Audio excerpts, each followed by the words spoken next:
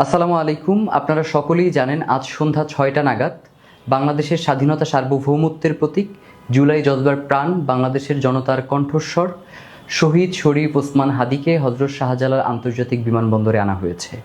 আমরা আপনাদেরকে জানিয়েছিলাম শহীদকে নিয়ে আমরা এয়ারপোর্ট থেকে ঢাকা বিশ্ববিদ্যালয়ের কেন্দ্রীয় জামে মসজিদে আসব, কিন্তু পারিবারিক আর্জি, সার্বিক পরিস্থিতি ও সময় বিবেচনা করে সিদ্ধান্ত হয়েছে আজকের দিনটি শহীদ শরীফ ওসমান হাদি তার পরিবারের সাথে থাকবে। আপনারা দেখেছেন ওসমান হাদি গুলিবিদ্ধ হওয়ার পর থেকেই বেশ কিছু কুচক্রী মহল তারা পুরো দেশব্যাপী ষড়যন্ত্র করার চেষ্টা করছে, স্যাবোটেজ করছে, এবং একই সাথে দেশি বিদেশি ষড়যন্ত্রকারীরা তারা চেষ্টা করছে বাংলাদেশের জনগণের এই যে স্বতঃস্ফূর্ত অংশগ্রহণ এটাকে যাতে কোনোভাবেই প্রতিষ্ঠা হতে না দেয়া যায় এবং এই যে জনগণের যে ইনসাফের লড়াই সেটাকে স্তিমিত করে দেয়া যায় তার লক্ষ্যে তারা আপ্রাণ চেষ্টা চালিয়ে যাচ্ছে।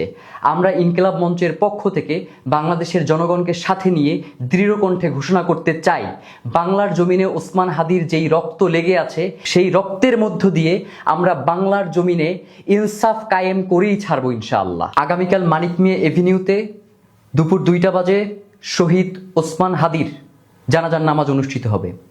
আপনাদের সবাইকে, বাংলাদেশের স্বাধীনতাকামী জনতাকে শহীদ শরীফ ওসমান হাদির জানাজায় অংশগ্রহণ করবার জন্য আমরা অনুরোধ করছি এবং একই সাথে আমরা ঘোষণা করতে চাই জানাজার পূর্বে আমরা ইনকিলাব মঞ্চ এবং তার পরিবারের পক্ষ থেকে আপনাদেরকে শহীদ ওসমান হাদির রক্তের বদলা আমরা কিভাবে আদায় করে নিব তার পরিষ্কার বিবৃতি আপনাদের সামনে উপস্থাপন করব।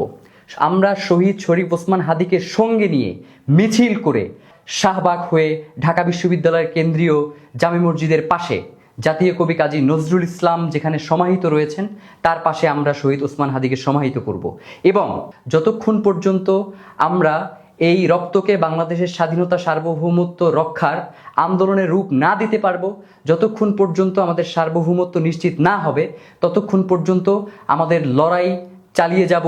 বাংলাদেশ জিন্দাবাদ।